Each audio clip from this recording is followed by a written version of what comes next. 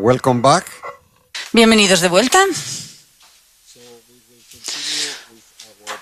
Vamos a seguir, por tanto, con la dinámica del día y ahora lo que haremos es oír las contribuciones de Mireia de las redes sociales. Así que, Mireia, tienes la palabra. En las redes sociales y en el debate virtual, hoy ha habido una notable participación por parte de Brasil, Colombia y España en el debate virtual. Y por otro lado, Perú, Argentina y Estados Unidos han sido más activos en las redes sociales. Un cambio copernicano en la educación. Me recuerda en algunos aspectos el proceso de ejercicios espirituales, en el sentido de que cada persona sigue su proceso y va descubriendo su camino desde Dios. Este era un comentario que nos dejaba un jesuita en el debate virtual. En este mismo debate destacaba también la repetición de la síntesis que tiene que ver con la tensión entre cambio e identidad. Se cuestionaban cómo se consigue desde la perspectiva ignaciana avanzar en la educación hacia una persona competente.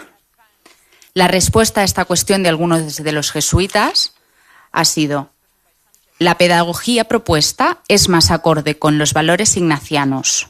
Búsqueda de la vocación, de la misión, abiertos al mundo. Es un medio más adecuado que la educación medieval. Precisamos priorizar el aprendizaje cooperativo, enfatizando la colaboración y el pensamiento crítico y creativo. Finalmente, también en el debate se ha creado varias cuestiones alrededor del miedo, sobre el miedo. Comentaban que el miedo es un reto siempre presente en los cambios. Y se preguntaban, ¿qué puede hacer para avanzar? ¿El equipo es consciente de la necesidad de cambio?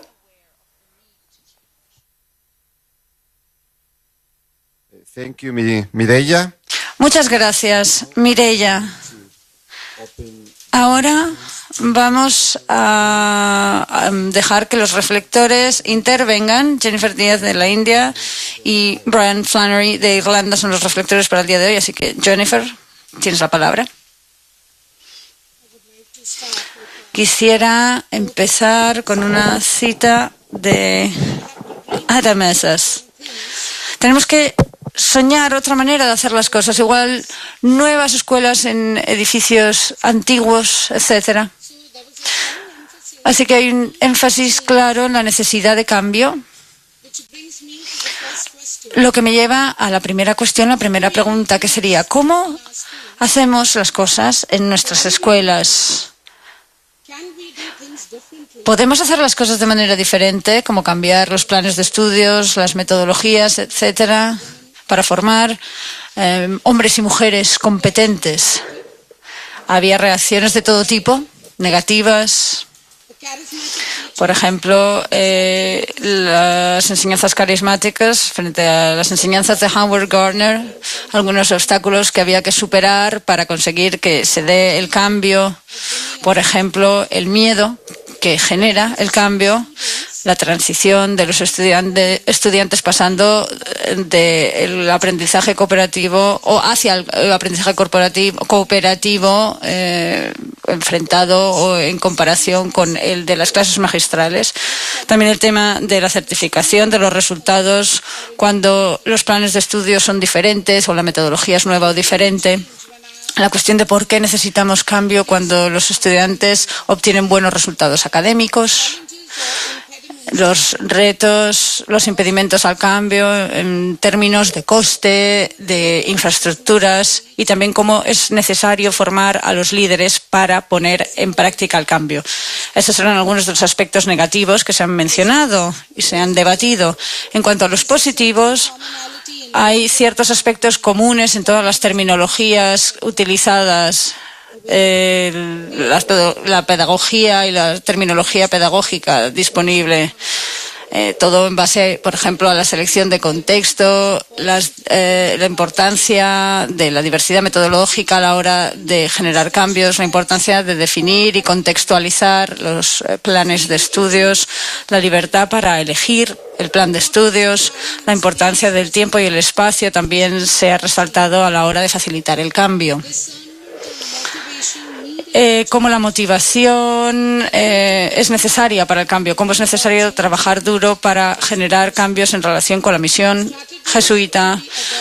Se habló de las estrategias a adoptar para generar este cambio transformacional, cómo es necesario el entusiasmo para promover el cambio. Se ha hablado también del propósito de un cambio sistémico muy necesario para crear instituciones de educación jesuitas mejores. La importancia de no temer, porque cuando se quiere mejorar las cosas, el miedo se elimina de manera automática. Y eso es todo lo que quiero decir sobre el primer punto, que es la necesidad de cambio. Segundo punto, los retos para líderes, profesores y estudiantes. El papel del liderazgo no es un papel de inspección, sino de acompañamiento. Hay una necesidad imperativa de formación para líderes y profesores para prepararse para el cambio. Y no muchos van a aceptar esto de manera fácil. El cambio no es fácil de aceptar. Se sugiere que hay que adaptar los planes de estudios para estudiantes con necesidades especiales. También hay que forjar estas competencias y dándose un tiempo. Se hablaba de la noción de convalescencia, de alguna manera de estar convaleciente a nivel de planes de estudios, pero de todas formas conseguir los cambios de planes de estudio y la transformación.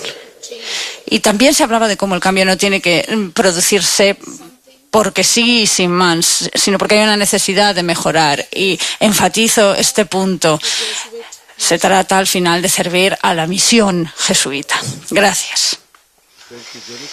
Muchas gracias, Jennifer. Y ahora, Brian, tienes la palabra. Buenas tardes a todo el mundo.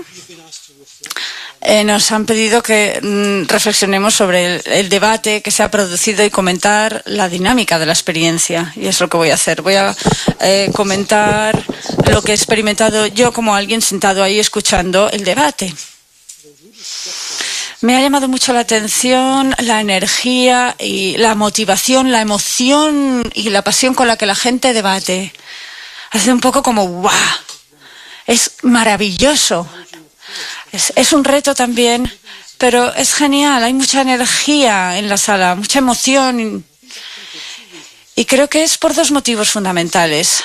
En primer lugar, creo que esta atmósfera vibrante de creatividad del aula ha venido a la conferencia también.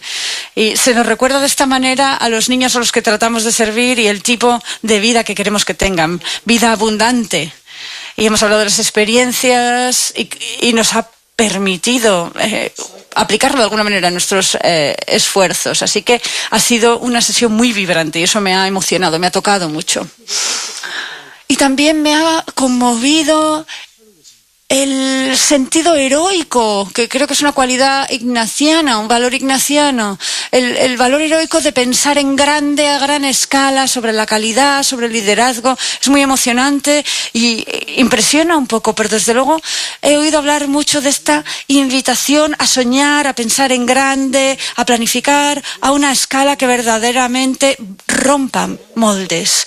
Y esto me hacía pensar, me recordaba este eslogan de la conferencia de que el mundo es nuestra casa, de que el mundo es un lugar amable que nos permite soñar, porque es amable y amigable. Y ese tipo de coraje, de confianza, es lo que los ponentes transmitían y lo que se transmitía en las sesiones.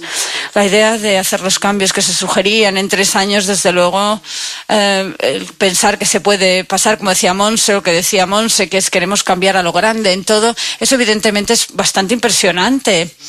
Y Pepe además es una fuerza de la naturaleza, ¿no? Podemos decir, por su energía. Así que desde luego ha sido muy emocionante y es importante porque eso nos muestra que algo bueno está pasando aquí, que esto es bueno, esto que estamos haciendo.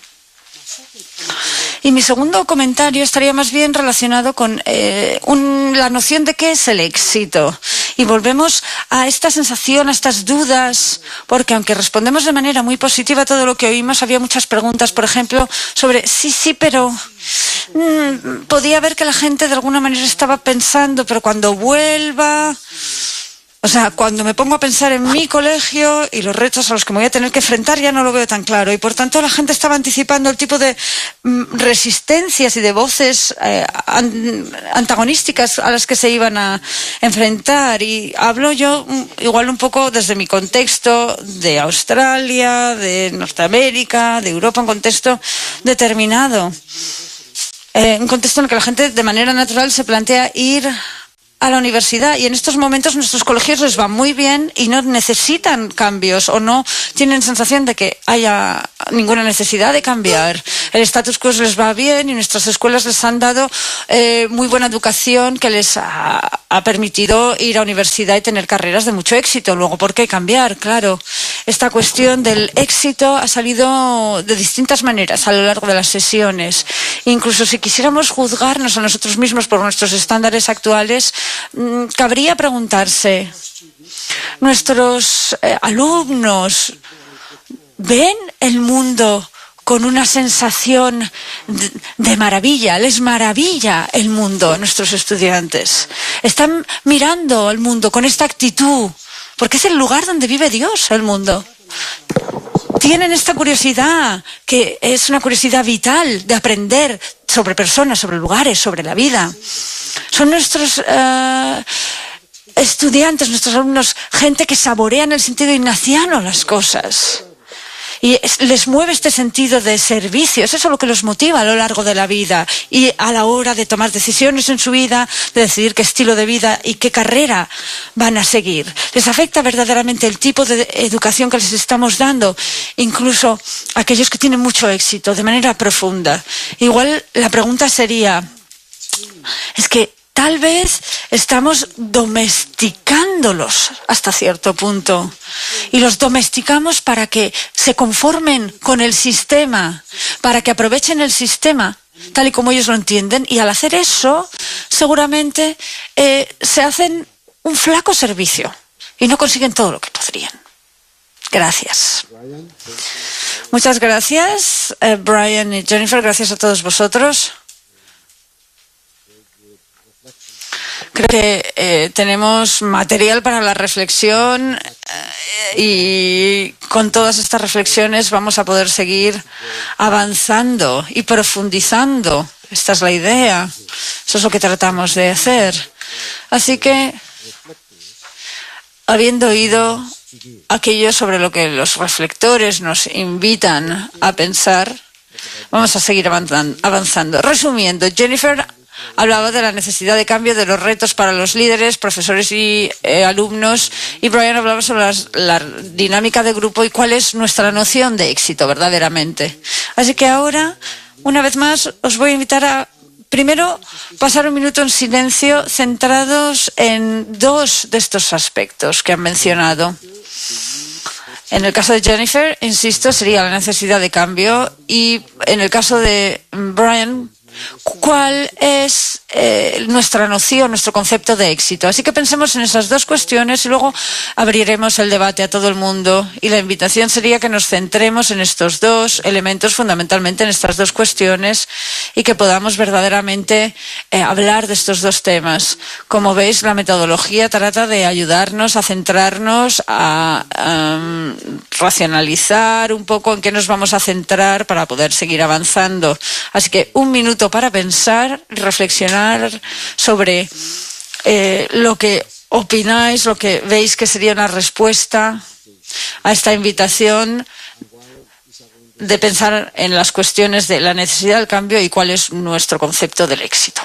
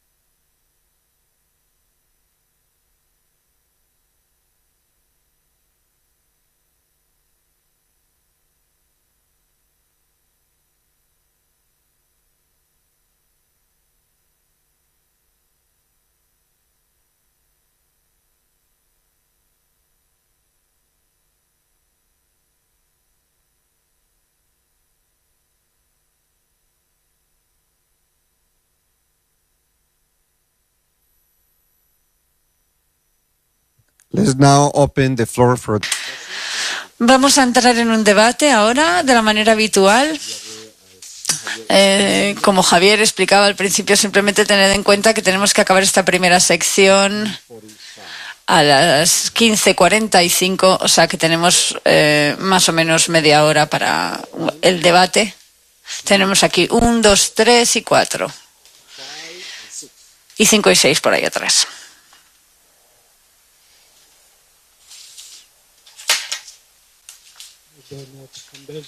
Bernard, de Bélgica. Mi pregunta está relacionada con qué es lo que entendemos por éxito. Mi pregunta sería sobre el uso de la palabra competente sin cuestionarla, que es un término que viene del mundo financiero y tecnológico. Igual nos lleva a nosotros, a los alumnos, a los padres, a confundirnos el utilizar este término, porque en el mundo económico ser competente significa ser competitivo, ser eficaz y eficiente. Y por tanto se plantean dos temas aquí. Uno, ¿qué pasa con los que no son eficaces y nunca lo serán? ¿Qué pasa con la gente con discapacidades? ¿Qué pasa con nuestra propia pobreza y nuestra propia y radical incompetencia, con nuestras vulnerabilidades y la vulnerabilidad de todo ser humano? La palabra inteligencia en el sentido bíblico no sería más apropiada. Y la segunda cuestión que se me plantea, la segunda pregunta sería, ¿cómo podemos integrar los dos estándares de meditación de los ejercicios espirituales que nos invitan a elegir la pobreza radical como forma y estilo de vida en vez de las riquezas o el éxito? ¿Qué pasa con eso? Gracias. Muy bien, segunda intervención por allá.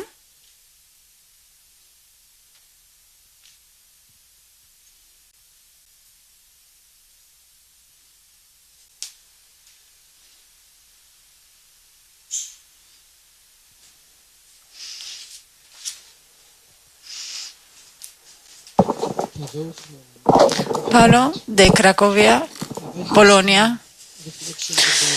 Yo quería reflexionar sobre la necesidad de cambio.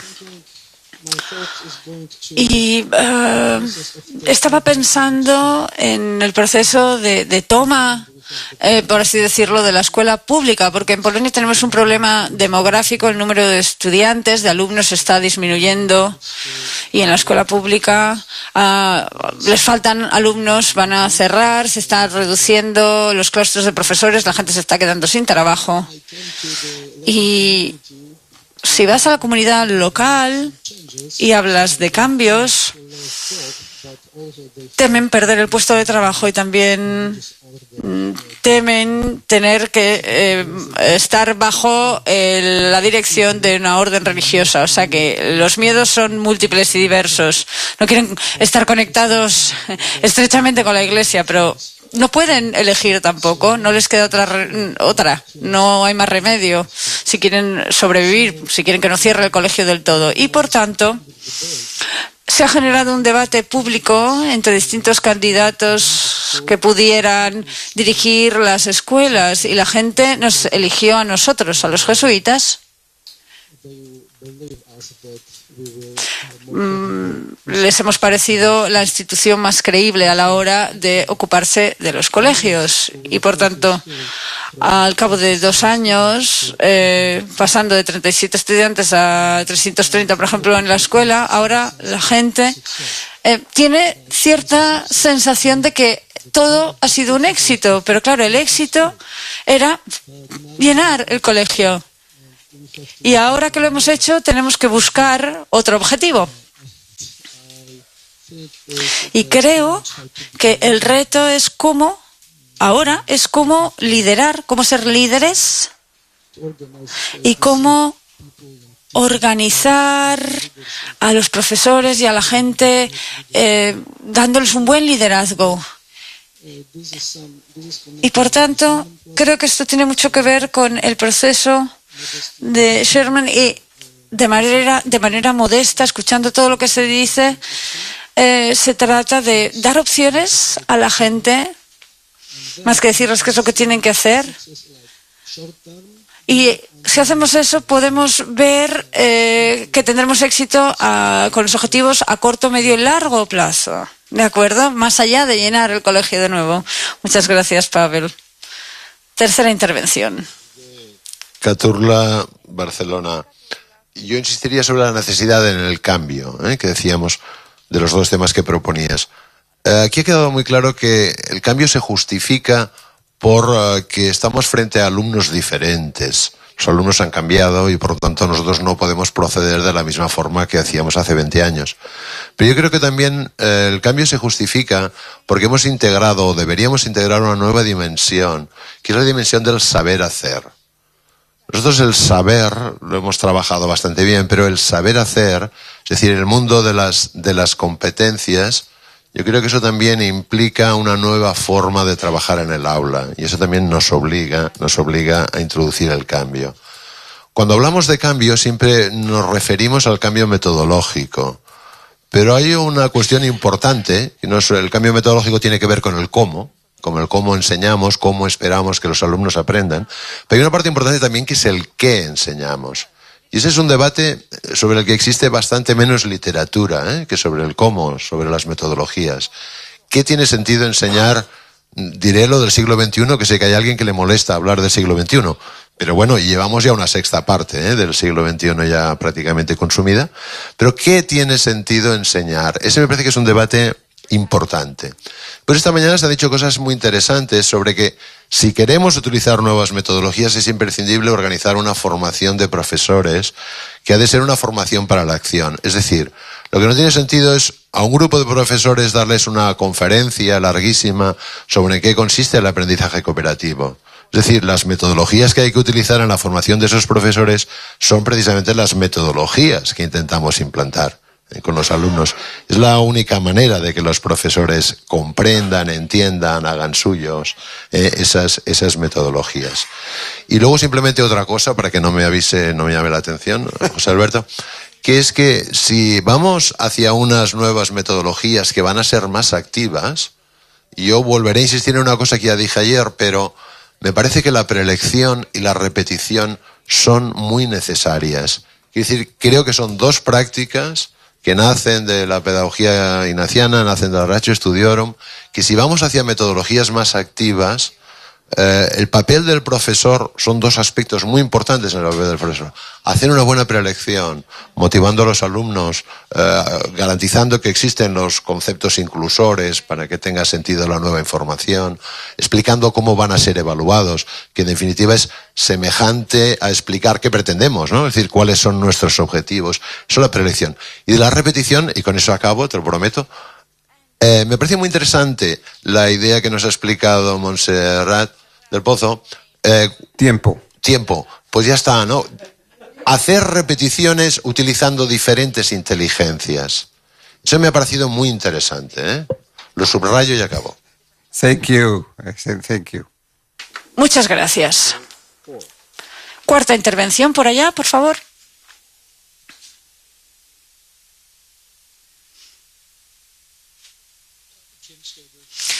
James Sturgis de Estados Unidos. Bueno, esto es un intento de definir el éxito. Y sería que los alumnos se vieran y se concibieran como gente que aprende, que asumieran que son gente que está aprendiendo. Y puede ser alumnos muy jóvenes o más maduros. En segundo lugar, que tuvieran habilidades y capacidades para ese aprendizaje y que pudieran utilizarlas con éxito. Y en tercer lugar, el éxito sería también...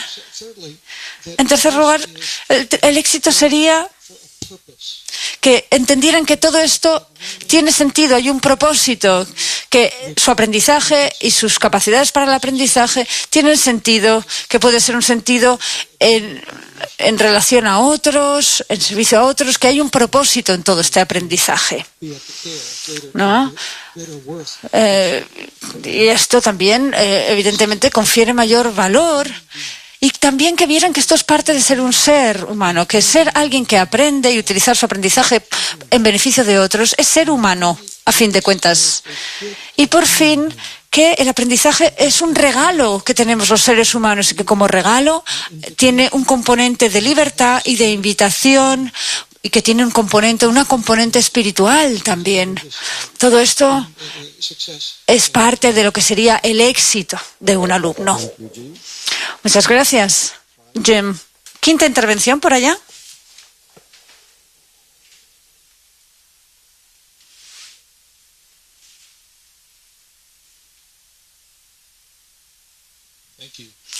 Muchas gracias. David Loveland, de Estados Unidos. Me gustaría hablar del cambio, hacer unos cuantos comentarios sobre el cambio.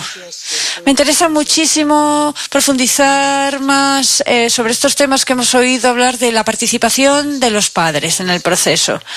Y, evidentemente, la idea de que la Escuela de Montserrat ha crecido indica que a los padres les gusta este concepto, pero creo que a la hora de gestionar el cambio es importante tener en cuenta la participación de los padres. Y en segundo lugar, quisiera asegurarme de lo siguiente. Yo a veces observo a los alumnos en una escuela bastante tradicional, que es en la que estoy, y veo que se ajustan, los domesticamos de alguna manera, pero no sé yo si es así. Hay gente, yo creo que no, que realmente crecen, que están deseosos de participar y que son muchas cosas dinámicas, incluso en escuelas muy tradicionales.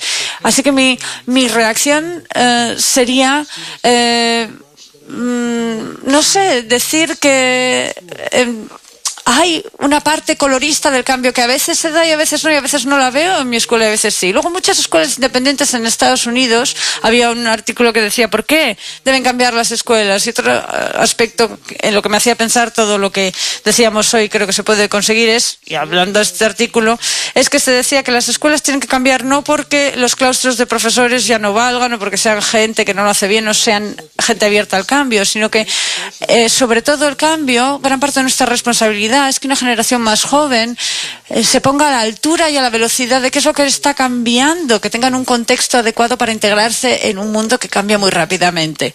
Y por eso hay que cambiar, porque el mundo cambia. Y por fin, otro comentario. Me encanta todo lo que estamos diciendo. Yo voy a promover este cambio en mi colegio, pero he de decir que Collins y Harmon de Stanford han hecho... pues ya no puedo decir nada más, se te acabó el tiempo.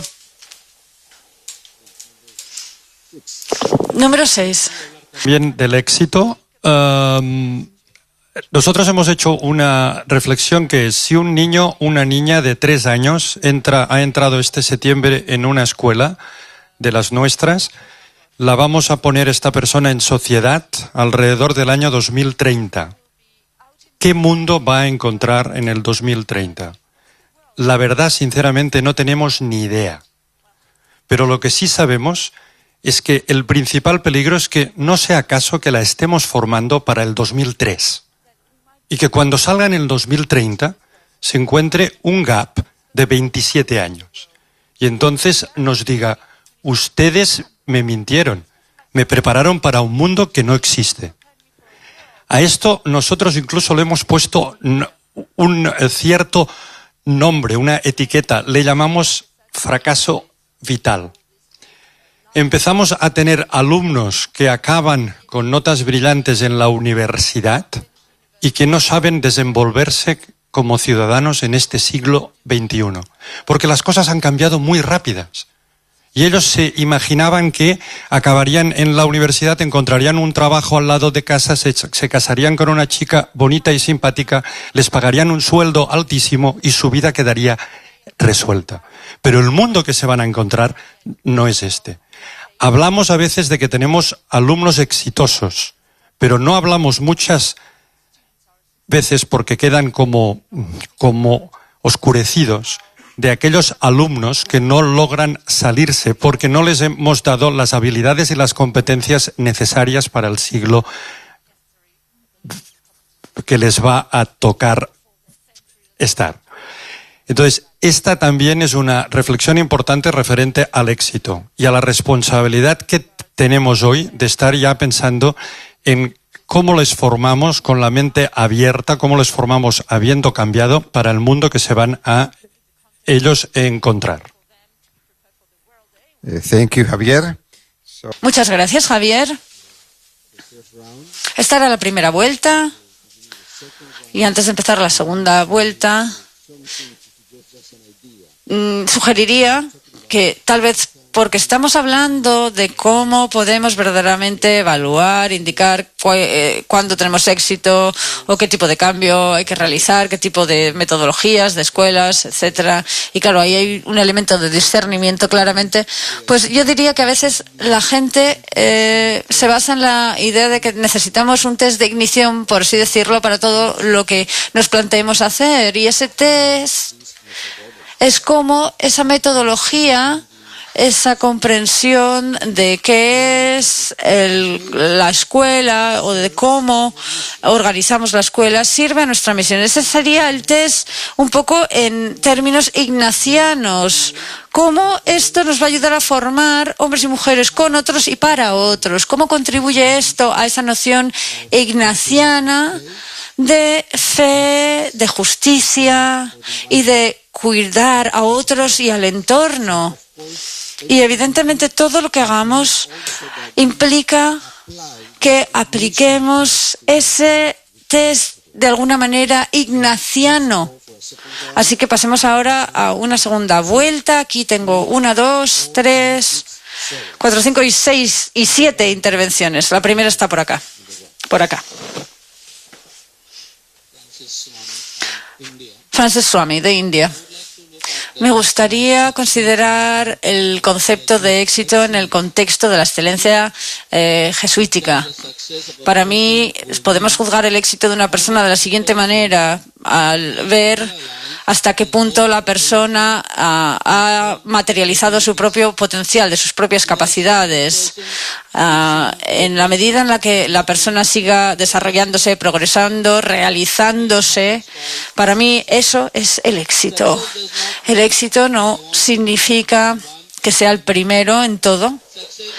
El éxito no significa que me compare con A o B o C o D, sino que lo que tengo que hacer es compararme conmigo mismo y darme cuenta de cuáles son mis capacidades máximas que Dios me ha dado y si las estoy realizando. Muchas gracias, Francis. Segunda intervención por allá. Chris Hayes, de Melbourne, Australia. Hace unos 20 años un historiador, Greg Denning, escribió un libro de historia del colegio del que soy ahora director, hablando de que cuando el colegio, tal y como veía, el colegio se enfrentaba a una contradicción. Debía, por un lado, superar esa contradicción de las expectativas para supervivir, para ser verdaderamente una institución educativa. O sea, en otras palabras, se hablaba de que la transición es constante, de que tenemos que siempre contar con esos muy buenos resultados, que tenemos que tener esos éxitos en nuestras empresas sociales, por así decirlo, pero si vamos a hacer una escuela verdaderamente jesuita, tenemos que estar constantemente retando esas expectativas, asegurándonos de que el servicio a otros, la promoción de la fe y la formación para influir e influenciar siguen estando ahí y son clave en todo lo que hagamos. Muchas gracias, Chris. Tercera intervención. Soy el 3, pero tenía el micrófono hace Enric, de Barcelona. Yo querría afrontar las dos preguntas porque creo que compartir alguna reflexión que tiene que ver con estas dos preguntas que planteabas, ¿no? La primera, respecto a la necesidad de cambio, ¿no? Las constituciones de la compañía hablan de un criterio de selección de ministerios, que uno de ellos es el bien cuanto más universal mejor. Entonces, la necesidad de cambio creo también que viene motivada porque cada vez más alumnos y más gente quizás se veía fuera del circuito. en lo que se refiere a motivación, también las familias, como que la inercia iba ganando terreno. Creo que por ahí hay un camino que indica que la necesidad de cambio es también una necesidad para involucrar a la gente, no solo los alumnos, sino también las familias, en el sentido de también involucrar a las familias en la construcción del proyecto vital de cada persona. Por ahí voy también en el concepto de éxito. ¿Cuál es el concepto de éxito? Creo yo que también en dar una dirección hacia dónde orientar, hacia dónde invitar a este camino compartido de educadores y educandos en esta construcción del proyecto vital.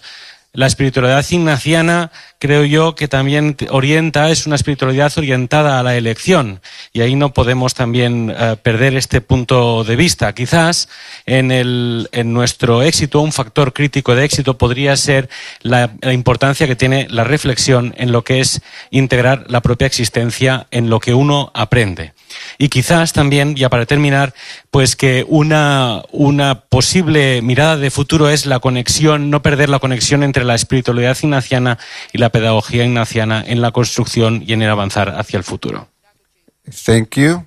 No. Muchas gracias. Número 4.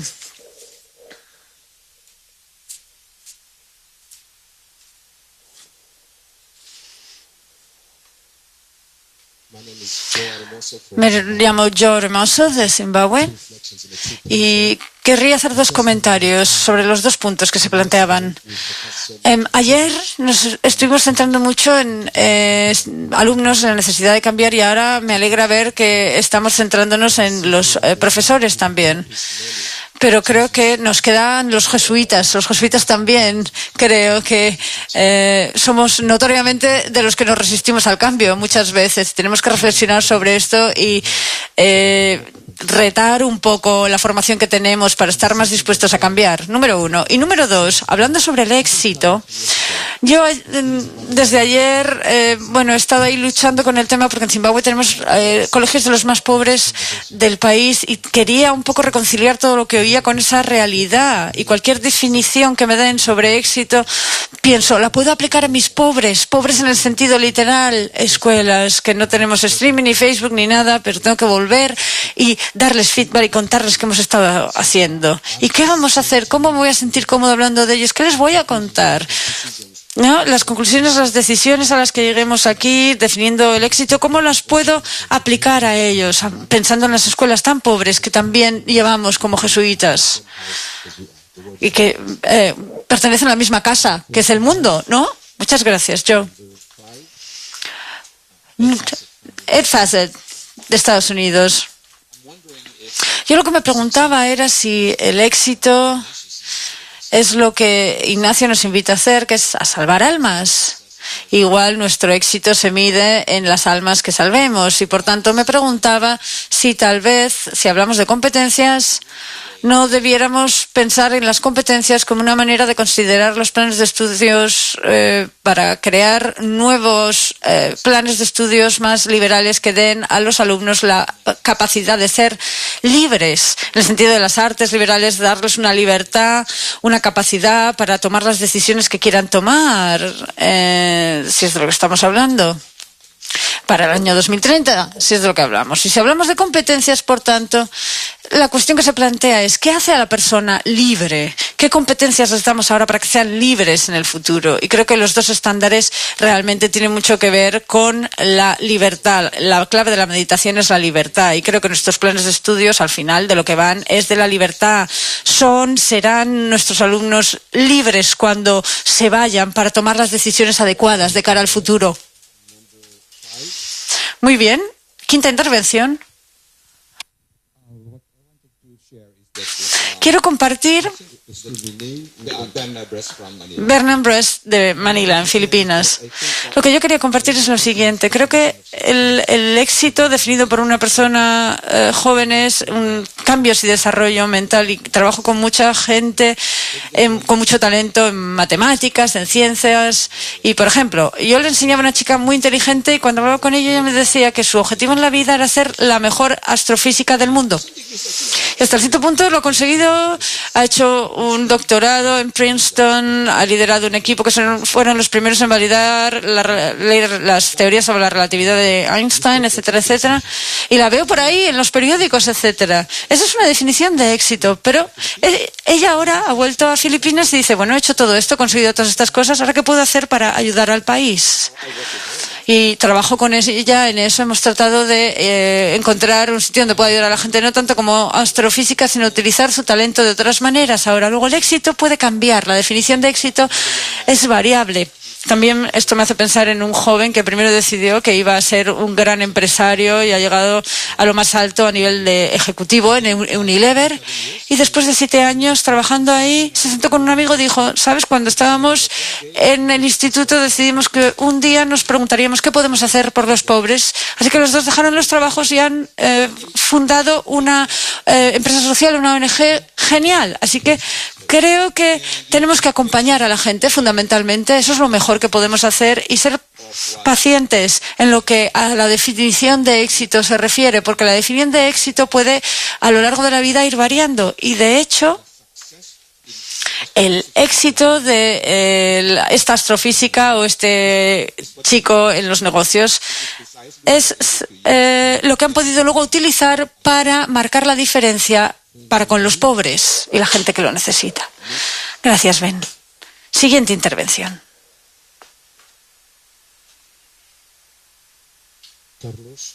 Facultad de Teología, Bilbao.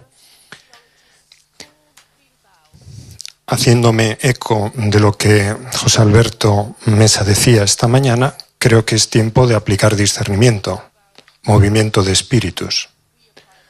En relación con aquello del éxito, yo quisiera oír más sobre pureza de intención. Es decir, mi éxito o el éxito de ellos. Mis frustraciones a la hora de no haber recibido proyectadas sobre otros para que reciban. Recordemos aquello de Ignacio que veía precisamente en Manresa un ser con muchos ojos, que ante la cruz reconoció definitivamente como tentación. Me prometes tú 70 años de vida. Vivamos el presente. Queda calidad de vida de esa que el Evangelio comunica. ¿Cómo la medimos?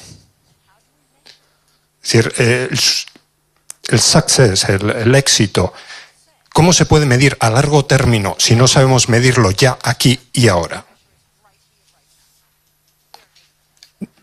Se podría continuar más, pero mi punto en este momento es ¿por qué no aplicamos las reglas de discernimiento si lo que de verdad queríamos al principio de esta mañana era discernir? ¿Dónde vemos mociones en una dirección y tentaciones por el otro lado?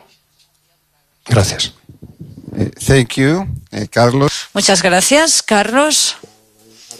Se nos está acabando el tiempo, así que quisiera enfatizar finalmente que sí, desde luego, el discernimiento es lo que queremos llevar a cabo. Y parte de nuestra tradición siempre ha sido el reconciliar elementos que parecen contradictorios, nociones que parecen opuestas. Esa es parte de nuestra tradición también. Y es el motivo por el que siempre ha habido gente que creía que los jesuitas estaban como cabras y que San Ignacio estaba como una cabra. Hay algo de todo esto en lo que tratamos de hacer siempre y debemos ser conscientes de ello. Y sí, necesitamos continuar el debate sobre qué tipo de cambios, qué tipo de éxito y cómo lo podemos hacer. Pero diría que llegados a este punto sabemos que ese debate no debiera y no puede ser una excusa para no avanzar, para no movernos. No puede ser una excusa para el inmovilismo, porque hay veces que el debate puede ser la excusa para no hacer absolutamente nada. O para decir, bueno, mejor no probamos nada nuevo. Bueno, ahora vamos a trabajar en grupos pequeños y para los grupos hemos preparado 2 preguntas que ven ahí en inglés y en español, y recibirán esas preguntas también cuando abandonen esta sala y se vayan a las salas, a los lugares donde los grupos se reunieron ya ayer. Tendrán las preguntas allí. Pedimos a los grupos que decidan cuál de las dos preguntas van a tratar. Y como Javier nos comentaba, luego volveremos a las 5 de la tarde para oír un poco qué es lo que han estado haciendo en los grupos. Sí. El trabajo de los grupos acaba a las 5 y para las 5:15 es cuando tenemos que estar de vuelta aquí. Así que muchas gracias y a pasarlo bien en el trabajo de grupo.